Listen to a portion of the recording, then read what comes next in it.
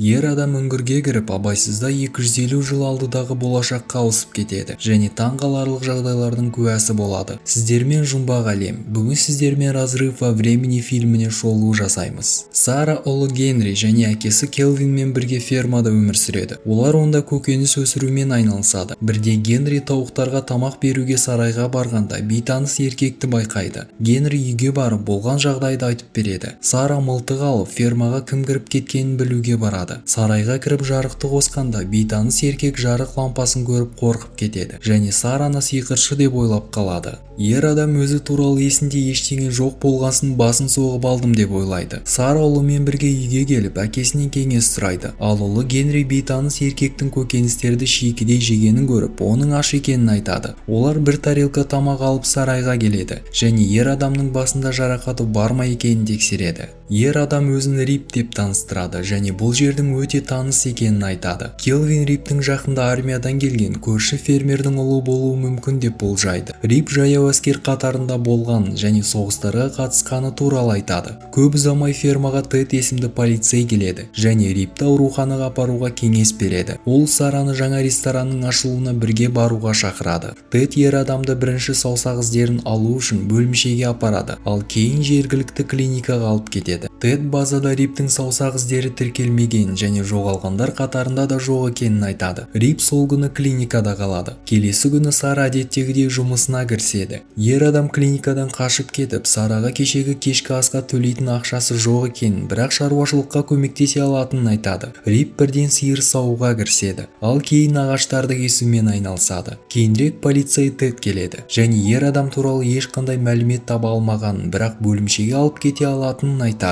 Сара есін жоғалтқан ер адам бөлімшеде не істейді деп Рипті барлығын есіне түсіргенге дейін фермада қалдыруға шешім қабылдайды. Бірақ бұл Тедқа ұнамайды. Сара оған сенбі күні ресторанға баруға келісімін береді және Тед кетіп қалады. Кейінірек Сара интернеттен көршісінің ұлы туралы ақпарат тауып алады. Онда жас жігіт соғыста жарақат алып және орден берілгені туралы айтылған. Рипті ол жігітке ұқсату қиындау болды, себебі оның сақалы мен шашы қатты өсіп кеткен болатын. Сондықтан олар оны шаштаразға алып барады. Басында Рип шаш алатын машинкадан қатты қорыққан болатын, бірақ Сара оны көндіреді. Рипті адам қалпына келтіргеннен кейін оның соғысқа қатысқан көршісінің ұлына мүлдем ұқсамайтындығы белгілі болады. Рип ағылшындармен соғысқанын айтқан бетте шаштаразға тарих маманы Финстер келеді. Маман сол кезеңдер жақсы болғанын айтады, бірақ Рип ол уақыттарда ағайындылар арасында соғыс болған және бұл дұрыс емес деп қарсылық көрсетеді. Олар фермаға оралып, Рип жұмысына кіріседі және Сара оған фермадағы ескі үйге көшу туралы ұсыныс айтады. Рип үйді көріп, оның өте таныс екенін және ол бұрын осы үйде тұрғанын айтады. Дәлел ретінде ол ағаштағы ойылып жазылған инициалдарын көрсетеді. Ағашта Рип ван Винкельн екінші және туылған күні 8 сәуір 1756 жыл деген жазу болады. Генри есептеп көріп, ондай болса Риптің жасы 250-де болу керек екенін айтады. Бірақ Рип жасым 31-де дейді. Ол болашақта екенін түсініп есінен танып қалады. Есін жиғаннан кейін Келвин оған жазушы Ирвингтің Рип ван Винкельдің кітабын береді. Бірақ Риптің айтуынша Ирвинг ылғи тавернада жүретін және әкесінің оқиғаларын тыңдайтын кішкентай бала екенін айтады. Рип өз әкесін алқаш деп, ал айтқан оқиғалардың барлығын өтірік деп санаған. Рип қазіргі фермада осы үйде туылғанын және әкесінің аты берілгенін айтады. Оның әкесі Риптің бала кезінде әйелімен ұрысып үйден кеткен, ал ферманың барлық жұмысы жас жігітке қалған. Ол 17-ге келгенде азаматтық соғысқа қатысады. Рип жарақат алып, оларды асырап отырған фермаға оралады. Уақыт өтіп анасы қайтыс болады, ал қарындасы тұрмысқа шығып кетеді. Бір күні үйге әкесі оралады. Оның айтуынша ол аңға шығып, ішінде бір бөтелке бренди бар үңгір тауып алғанын айтады. Әкесі брендиді ішіп көргенде найзаға ұрып, ол 20 жылға ұйықтап қалған. Әкесінің өтірік айтқанын дәлелдеймін деп, ол тауға шығып үңгірді тауып алады. Үңгірге кіргенде ол жерде расында да бір бөтелке брендиді көреді. Сол кезде найзаға ұрып, жауын басталып кетеді. Жаңбыр басылғанын күтемін деп, ол да брендиді ішіп ұйықтап қалады. Ал оянғанда осы уақытқа түсіп, Сараны кездестіргенін айтады. Сараның отбасы Риптің айтқанына сенеді және ол фермада жұмыс істеуін жалғастырады. Бір күні Генри сабақтан көзі көгеріп келеді және Рип оны әңгімеге шақырады. Генриға мектепте бір сыныптасы тиісетіні белгілі болады. Рип өмірінде бірнеше соғыс көрген және өзін қалай қорғау керек екенін білетінін айтады және баланы төбелеске үйретемін деп уәде береді.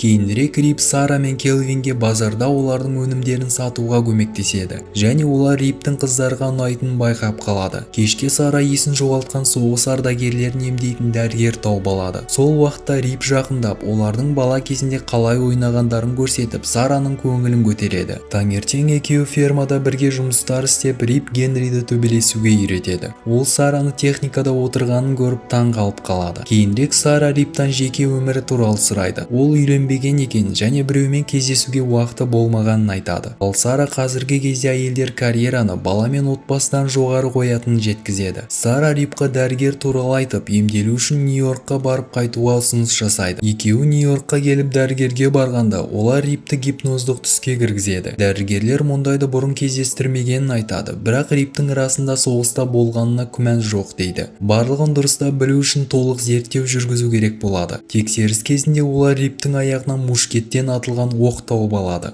Бірақ мұндай оқтар 1820 жылдан бері шығарылмаған. Мұны әрине түсіндіру қиындау болды. Дәрігерден шығып екеуі қалада жүріп әңгімелеседі. Сара жолдасының жүкті кезінде кетіп қалғанын және мегаполистан шаршап фермаға келгенін айтады. Ал кейін анасы ауырғаннан кейін әкесімен бірге фермада қалып қойған және сол жақта өнімдер өсіріп өзінің сүйікті ісін тапқан. Одан кейін олар бақылау алаңына шығып қаланы көреді. Рип үлкен құрылыстарды көріп, мұндай үлкен жетістіктерге жеткенге қарағанда американдықтар барлығын дұрыс жасаған екен дейді. Дәрігерлер Риптің оқиғасының шешімін таба алмайды, бірақ кванттық физика маманы доктор Сильвермен кездесуді ұсынады. Ол болған жағдайды зерттеп, физика тұрғысынан ер адамның уақыт кеңістігіндегі шұңқыр арқылы келу мүмкіндігін айтады. Дәрігерден шығып Рип Сараға рахметін айтады және екеуі бірге фермаға оралады. Үйге келгеннен кейін олар бұрынғы жұмыстарына кіріседі. Кейінірек үйге Тед келіп, вино мен барбекю ұсынады және үйде Риптің жүргенін көріп ұнатпай қалады. Тед әскери архивтардан Рипті таба алмағанын және оның алаяқ екенін айтады. Сара бұл әңгімені тыңдағысы келмей қонақта шығарып салады. Сенбі күні олар отбасымен жергілікті фестивальға барады. Олар ондағы ресторанға кіргенде Рип музыканттарсыз ойнап тұрған музыкаға таңғалады. Екеуі бірге көңіл көтереді және Рип Сараны биге шақырады. Тед оларды сырттарынан байқап қалады және араларында бірдеңе бар екенін түсінеді. Екеуіне жақындап, ол да Сараны биге шақырады. Осы кезде Генри оған тиісіп жүрген балаларды көреді және бірінші рет қарсылық көрсетіп сыныптастарын таң қалдырады. Фестивальда тарих маманы Финстер ескі заттарды сатып, бұрынғы уақытта заттардың қалай жасалғанын көрсетіп жатады. Бірақ мұны Рип көріп айтып жатқан әңгімелеріне күледі. Ол барлығына сатылымдағы заттарды қалай дұрыс қолдану керектігін түсіндіреді. Отбасы үйге оралып, Генриді ұйқыға жатқызады. Рип үйден шығып фермадағы үйге бара жатқанда жаңбыр басталады және Сара оның артынан шығып Рипті сүйеді. Ал мұны сырттарынан Тед көреді. Уақыт өте Риптің үйіне Тед келіп, оның алаяқ екенін айтып және байғұс әйелден фермасын тартып алғысы келіп жүр деп жала жабады. Полицей Сараны ұнататынын айтады және Рипқа тыныштықпен кетіп қалуын сұрайды. Ертеңінде олар таңғы асқа отырарда радиодан үлкен жауын келе жатқанын хабарлайды. Кейінірек Рип күнделікті жұмысына кіріседі, ал Сара ұлымен дүкенге шығады. Олар үйге оралғанда Риптің хатын тауып алады. Ол айтпай кетіп қалғанына кешірім сұрап, олсыз өмір сүргендері дұрыс екенін жазып кетеді.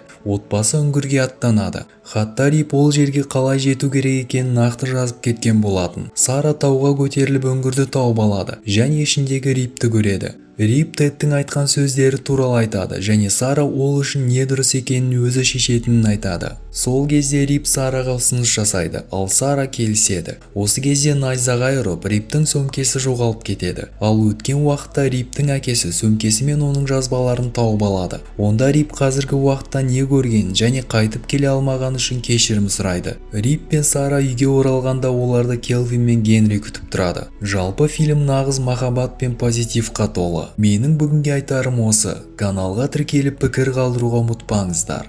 Келесі кездескенше.